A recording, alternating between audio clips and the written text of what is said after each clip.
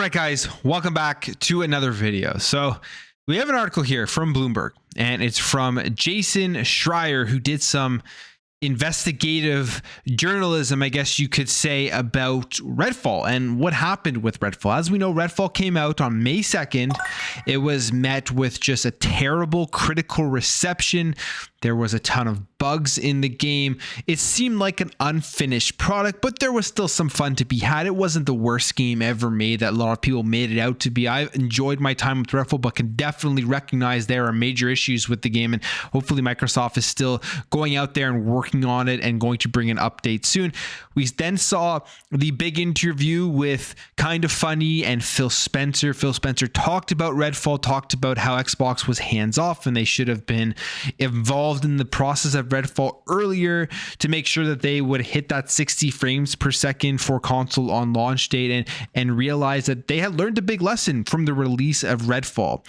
Now, people are wondering what happened with this game, and Jason Schreier here with Bloomberg put out an article, so let's go through and read, because he got some information here with some undisclosed sources, of course, sources that didn't want to be named, talking about kind of the process that occurred from beginning to end in terms of the development of this game. So it says here, over the years, Microsoft Corporation-owned video game developer Arcane Studios has cultivated a reputation for releasing games that are beloved by the fans yet don't sell very well, such as Prey and Dishonored 2. And what's amazing about these games is that, well, specifically for me, Dishonored, because I actually haven't played Prey, but Dishonored and Dishonored 2, just great single player world building narratives that they engross you in everything that is going on, and just really fun gameplay. But obviously they aren't games that are going to appeal to the broad masses out there, and they're not going to have the best sales numbers, as it is mentioned here. It says, by contrast, the studio's most recent game, Redfall, has achieved something new. It has managed to be at once a commercial and critical disappointment. Redfall, a multiplayer shooter set on a fictional Massachusetts island full of vampires, debuted on May 2nd and was promptly panned. Fans and critics slammed the game's bugs and shortcomings. And I would have to say, out of all the things that is wrong with Redfall, the worst thing is the bugs. The actual setting itself in Massachusetts on that island, it isn't bad. It isn't that bad. It's not as bad as people are making it out to be. Yes, there can be improvements. Yes, they could add more stuff to the map, and maybe that will come with a future update. But you could see that their core vision of the setting of Redfall was right up Arcane's alley. It was right there with just great atmospheric world building that I think can be something very good if they continue to work on the game. Even when you're going through buildings, you're going through houses, you turning on your flashlight when it's pitch black and you see something that pops up and kind of spooks you or piques your interest to go take a look at. It is a part of the game that not enough people, I would say, talk about as a somewhat positive for the game itself. Now, we know Redfall on Metacritic, Redfall got 54 out of 100, so very low score. It is among the worst reviewed games, and Gollum just came out, which I believe is in the same range, maybe even lower. So it potentially isn't going to be the worst reviewed score game in 2023, which they're probably breathing a slight sigh of relief. It continues here and says, it seems there is an issue with every element. This is one of the reviewers said. And then they also say, in the end, Redfall feels unpolished, underdone, underwhelming, and uncomfortable. Now, the high profile dud extends the pain this year for Microsoft's Xbox division, which has struggled to produce hits and watched as its planned $69 billion acquisition of Activision Blizzard has gotten tripped up by the US and the UK regulators. Now, specifically, he says it extends the pain this year for Microsoft's Xbox division. One of the things that I have trouble with a lot of the media reports that are continuously coming out about Redfall, doubling down on it, about Xbox, all of that type of stuff, is it seems like all of these journalists, all of these people in the media, everybody in gaming have just completely used the Men in Black flash memory wipe thing and forgotten that Hi-Fi Rush stealth dropped at the beginning of this year, and it is one of the best games to release this year. I wouldn't be surprised if it was in a Game of the Year talks as we get to the end of the year. If it could be in the running as one of the games nominated.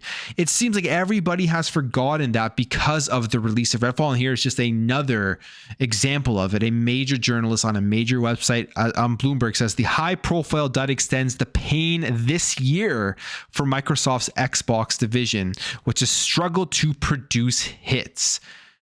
forgetting that Hi-Fi Rush literally came out this year. Continues on here, says Joost van Drunen, a video game analyst and professor, said Redfall's failure highlights the significant gap between Microsoft's lofty aspirations and its actual products, which also calls into question Microsoft's ability to establish long-term franchises on its own strengths rather than buying them outright. So again, I mean, we take a look at some of their long-standing franchises. You have Halo, you have Forza, you have Gears, the Age of Empires series. All of these games have done well on their own rights. And I know people are going to bring up Halo Infinite, but Halo Infinite, when it was released, was critically acclaimed, and it helped Xbox win the Metacritic Publisher of the Year in 2021, setting an actual record for the Xbox publishers, or for publishers in general, with their score that they received.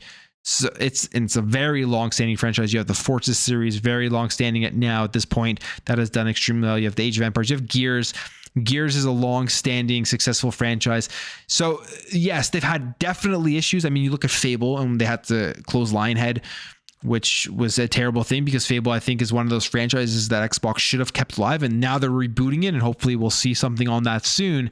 They have had issues with their long-standing franchises. They have had issues with creating new long-standing franchises to be successful, but it isn't something that is completely dead. I mean, there's still a good chance here that Xbox is going to continue to grow and make more franchises, especially with all of the games like Bethesda games coming out, with like Starfield coming out and stuff like that. So, I mean, it's definitely something worth discussing, but I don't think it gives enough credit into what Xbox does currently have. It says Microsoft declined to comment. In a recent interview with the YouTube channel Kinda Funny Games, Xbox boss Phil Spencer said that Redfall's review scores were significantly lower than our internal metrics. And this was something that really kind of blew me away when Phil Spencer did say this, was that they thought this game was going to be 10 points higher than it actually received on the review scores, which to me, I don't know how they would have looked at this game and looked at all of the bugs and everything that was within it and thought that they were going to get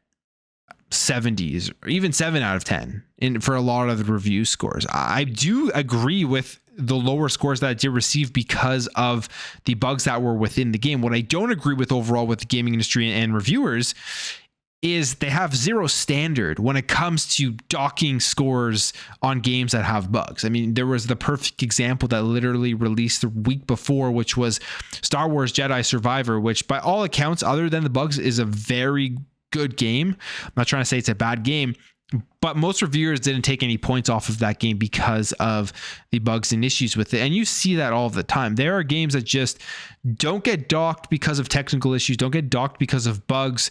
It always gets overlooked. And I personally believe no matter how good a game is, if it releases in a bad state where people have pre-ordered the game, people have been misled in terms of the state that the game is going to release and all that type of stuff, the reviewers should automatically take points off of those games. And I know in today's era, we would literally see this with almost every single game that gets released. You would see review scores low because of bugs, which would potentially lead to development studios and publishers not pushing out games before they are released. So that's something I think the media and the reviewers have to do going forward.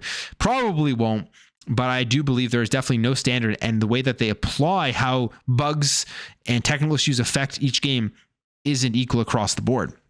Continues on here, says, but the makers of Redfall, the mediocre reception was no big surprise. The project suffered from unclear direction, frequent attrition, and a perennial lack of staff, according to more than a dozen people who worked on the game.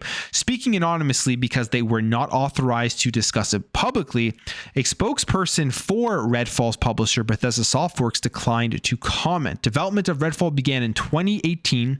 At the time, Zenimax, the large privately held owner of Bethesda Softworks, was looking to sell itself, and as we know, this led to Xbox buying Bethesda in 2021, the $7.5 billion acquisition. So they were looking to sell for years before that. And they say behind the scenes, the company was encouraging its studios to develop games that could generate revenue beyond the initial sales, a popular trend dubbed games as a service, which was taking off in the late 2010s thanks to the lucrative hits like Overwatch and Fortnite. And that's definitely a trend we have seen continue, which is the games as a service. They know that's how most of the money is made. You can even see right now PlayStation significantly leading into games as a service, knowing that they're going to have some hits in the next couple of years, or they're going to fall very far behind to the competition.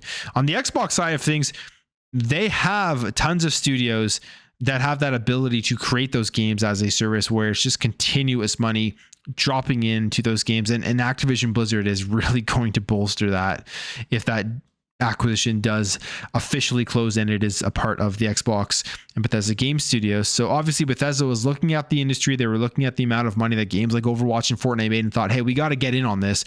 Let's make some sort of multiplayer game where there's going to be microtransactions or there's going to be cosmetics and all of that type of stuff. And we can even see here that Zenimax was strongly urging developers at its subsidiaries to implement microtransactions, which is recurring opportunities within games for players to spend real money to outfit their characters with different cosmetics and stuff like that. It says, although this wasn't an absolute mandate, several Zenimax franchises such as Fallout, Doom, and Wolfenstein would soon release new versions incorporating online multiplayer and monetization options. I mean, we saw Fallout 76 and the debacle of that on release. So Zenimax, Bethesda, they make incredible RPGs. They make incredible atmospheric worlds to explore. What they don't make incredible are these games as a service, but they thought, hey, we got to make that money and we have to, and that's the only way we're going to be able to continue to grow and then eventually sell this. And that's where Redfall and like things like Fallout 76 came. So at Arcane headquarters in Austin, Harvey Smith and Ricardo Bear, respected industry veterans, were tapped to serve as co-directors of Redfall following the commercially unsuccessful release of its sci-fi shooter Prey a year earlier, which is unfortunate because this is one of those games that I've seen the talk online about it, that people kind of discovered this game later after the release and fallen in love with that game. I feel like if they were to release a Prey 2, if that was a surprise announcement that's coming, that they're working on, I think people would eat it up and buy it. And then they would also go out and check the first Prey if they haven't played it yet. So I think this is a great opportunity for Arcane to actually look into Prey. We'll see. Maybe that's a surprise announcement at the Xbox and Bethesda showcase. It says here, leadership across the company wanted to make something more broadly appealing. What eventually emerged was the idea to make a multiplayer game in which users would team up to battle vampires and perhaps pay for occasional cosmetic upgrades. Now, multiplayer tension. So he talks a little bit about Arcane and how they have been known for their immersive sims and their single player experiences. But Redfall at the start was pitched to staff as multiplayer Arcane game, which some team members said they found confusing. Whether the sort of gameplay that the studio specialized in would be technically possible in a multiplayer environment was an open question. And we do know that they went to Unreal Engine 4 to make this game. And maybe it is because of that multiplayer stuff. That's why they had to switch over to that system, to Unreal Engine 4.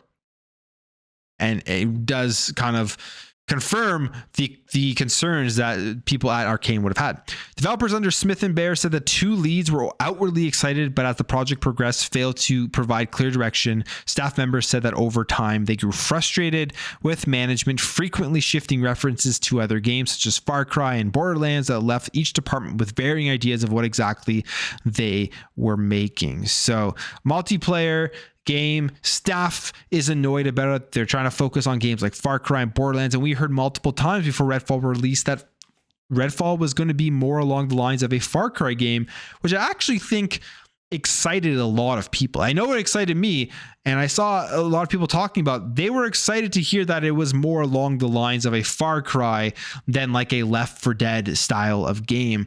And I can see what they were going for, but like Far Cry is a substantially better game than Redfall. I mean, the last Far Cry that came out, just overall, it's a much more polished game. There's just so much more there. And Redfall tried to emulate it. They just didn't do nearly a good enough job for that. And I think if they got closer to what Far Cry was, if there was a little bit bigger in scope, I think the reviews would have been significantly better. It says, throughout the development, the fundamental tension between single player and multiplayer design remained unresolved. Smith and Bear did not respond to requests for comment. Arcane was also perpetually understaffed, so people familiar with its production. The studio's Austin office employed less than 100 people. So it wasn't that big of a team, less than 100 people to actually go out and make this game. Talks about how morale at Arcane suffered and veteran workers who weren't interested in developing a multiplayer game left in droves. But by the end, Redfall's development, roughly 70% of the Austin staff who had worked on Prey would no longer be at the company. So it seemed like it was a completely different team that went ahead and made this game because they simply just didn't want to work on a multiplayer game. They wanted to work on that single player game. Now, where things here get a little bit more interesting is when Xbox and Microsoft step into the equation. So they purchased Zenimax for $7.5 billion on September 21st, 2020. An insane announcement. I completely remember that they seeing that, just blown away that they had gone out and done that. And there were staff there that were hoping that Microsoft, Xbox, Phil Spencer was going to come in, he says here, and potentially cancel the game or have them shift the plans. It said the acquisition gave some staff at Arcane hope that Microsoft might cancel Redfall, or better yet, let them reboot it as a single player game, according to sources familiar with the production. And that's a big thing. As we know, Phil Spencer did say they were hands off. And when they purchased Bethesda, if you remember at the roundtable, was one of the things they emphasized was that they were going to stay hands off and they were going to allow the creatives to be creative and not force anything on that. So it's a double-edged sword here, because I like that Microsoft does that. I like that they didn't go in there. They could easily go into other studios and force things like microtransactions, force things like multiplayer onto their games, but they haven't done that, which I think is a great thing. I feel like at some point, though, there has to be some sort of pipeline of communication that if a game isn't going as well as they want it to go, at least in the development studios, that Xbox and Microsoft can come in, evaluate the situation, and take steps to make sure that the game doesn't release in a broken state like Redfall was in. So that's where the communication obviously got broken. But fundamentally, I like that Xbox allows developers to try new things, create creative games, or if they didn't do that, we would be stuck in the PlayStation virtuous cycle. PlayStation makes phenomenal, high quality first party games, but it's the same first party games over and over and over again. And I've talked about this in previous videos. I fundamentally like Xbox's approach better. I like seeing new games, new creative ideas.